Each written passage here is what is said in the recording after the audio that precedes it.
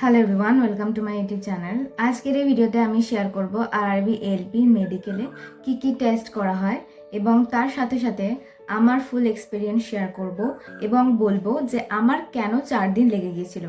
তো চলো শুরু করা যাক। আগের ভিডিওতে আমি বলেছি যে আমার ডকুমেন্ট ভেরিফিকেশন হয়েছিল 24শে নভেম্বর। তো আমাদের সোজা পরের দিন অর্থাৎ 25শে নভেম্বরই গার্ডেন রিচে আমাকে রেফার করা হয়েছিল। তো ওখানে যে মেডিকেল মেমোটা দেওয়া হয়েছিল সেটা নিয়ে এবং আধার কার্ড নিয়ে আমাদের আর ফটো নিয়ে আমাদের গার্ডেন রিচে যেতে হয়েছিল। ওইখানে প্রথম দিনই আমাদের আই টেস্ট দিয়ে শুরু করা হয়েছিল।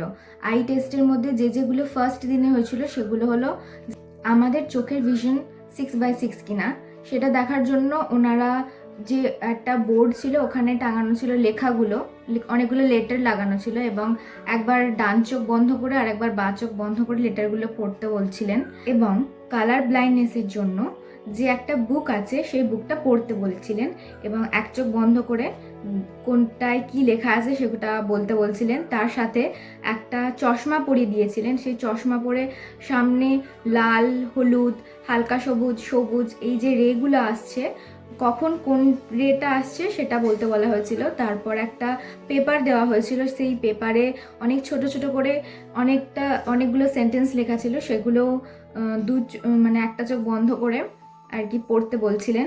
তারপর আমাদের বিপি চেক হলো, থেকে আমাদের ডাইরেক্ট পাঠিয়ে দেওয়া হলো ফিজিক্যাল টেস্টের জন্য। আমি ছেলেদের ফিজিক্যাল টেস্টে কী হয়েছে সেটা তো জানি না, আমার ফিজিক্যাল টেস্টে যেটা হয়েছে সেটা আমি শেয়ার করছি। আই টেস্ট সম্পূর্ণ হয়ে যাওয়ার পরই, এখানে কিন্তু আই টেস্ট ফুল হলো না, ফান্ডাস টেস্টটা আমাদের পরে হয়েছিল। তো এখানে আই টেস্ট হয়ে যাওয়ার পরই আমাকে ফিজিক্যাল টেস্টের জন্য পাঠিয়ে দেওয়া হয়েছিল। আমার ফিজিক্যাল টেস্ট একজন ফিমেল ডক্টর করেছিলেন। তো আমার ক্ষেত্রে গোটা বডি পার্টস চেক করেছিলেন যে কোথাও কোনো সার্জারি হয়েছে কিনা, কোথাও বার্থমার্ক আছে কিনা, এগুলো চেক করেছিলেন। তারপর উঠবোস করতে বলেছিলেন, মানে এমনি মুভমেন্ট যেগুলো শরীরের সমস্ত পার্টস ঠিকঠাক আছে কিনা, তার সাথে আমার ফ্ল্যাট ফুট আছে কিনা, নকনি আছে কিনা, এগুলো চেক করেছিলেন। A1 স্ট্যান্ডার্ড তো ওখানে খুব নিখুঁতভাবেই চেক করছিলেন। তারপর আজকের সেদিনের মতো আমাদের ওইখানেই বাড়ি চলে যেতে বললেন। তারপর দিন আমাদের শুরু হয়েছিল ব্লাড টেস্ট। আমাদেরকে খালি পেটে আসতে বলেছিলেন, তো আমাদের ব্লাড নিয়েছিলেন, তার সাথে ইউরিন টেস্টও হয়েছিল। তারপর আমাদের চেস্ট এক্সরে হয়, ওখান থেকে ইসিজির জন্য পাঠিয়ে দেওয়া হয়েছিল। ইসিজি টেস্টটা সবার ক্ষেত্রে ভ্যারি করে, তো যারা বেশি টেনশন না বা স্ট্রেস নাও তাদের ক্ষেত্রে কিন্তু ইসিজির যে রিপোর্টটা সেটা খারাপ আসতে পারে। তো সবাইকে বলবো যেন শান্তভাবে গিয়ে ওখানে টেস্টটা দাও যাতে নর্মাল রিপোর্ট আসে। আমাদের ওগুলো সমস্ত কিছু হয়ে যাওয়ার পর ফান্ডাস টেস্টের জন্য পাঠিয়ে দেওয়া হয়েছিল। ফান্ডাস টেস্টের জন্য আমাদের আইতে দুটো চোখেই ড্রপ দিয়ে দেওয়া হয়েছিল। প্রথমে ড্রপ দেওয়ার পর তো চোখ পুরো একদম ঝাপসা হয়ে গিয়েছিল, কিছু দেখতে পাচ্ছিলাম না।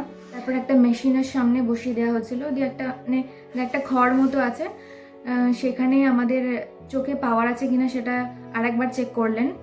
তারপর শুরু হলো মেন টেস্ট, যেটা হলো ফান্ডাস টেস্ট। তারপর আমাদের কিছুক্ষণ পরে আবার চোখের টেস্ট করার জন্য নিয়ে গিয়েছিলেন অন্য ঘরে। ওখানে আমাদের চোখটা পুরো ফুললি প্রায় আমার চোখটা 15 মিনিট ধরে চেক করা হলো যে চোখে কোনো সার্জারি হয়েছে কিনা। মানে এত নিখুঁতভাবে চেক করা হচ্ছিল, একটা বড় জোরালো লাইট দিয়ে চেক করা হচ্ছিল, তো চোখ দিয়ে জল পড়তেও আরম্ভ করে দিয়েছিল। তার ওইটা হয়ে যাওয়ার পর আর একটা টেস্ট ছিল, সেটা হচ্ছে ওসিটি। সেইটা করার সময় দেখা যায় যে মেশিন খারাপ, তো আমাকে বলা হয় বসতে এবং তার জন্য আবার পরের দিন আমাকে ডাকা হয়। পরের দিনও সেম টেস্ট করার পর যখন মেশিন দেখে যে একদমই ঠিক হচ্ছে না, তো আমাকে অন্য জায়গায় রেফার করা হয়েছিল। অন্য জায়গা থেকে ওসিটি রিপোর্ট করিয়ে নিয়ে যাওয়ার পর সেখানে গিয়ে রিপোর্ট জমা দেওয়ার পর যখন দেখলেন যে রিপোর্ট ঠিকঠাক আছে, তো আমাকে বললেন যে তুমি বাড়ি চলে যাও। এই ছিল আমার মেডিকেলের সমস্ত এক্সপিরিয়েন্স। যা যা হয়েছিল সমস্ত কিছুই আমি এখানে খুলে বলেছি। আশা করি যে তোমাদের ভিডিওটা ভালো লাগবে। পরবর্তী ভিডিও কিসের ওপর বানাবো সেটা তোমরা কমেন্ট করে জানিও। এখনের জন্য বাই, ভালো থেকো, দেখা হচ্ছে নেক্সট ভিডিও।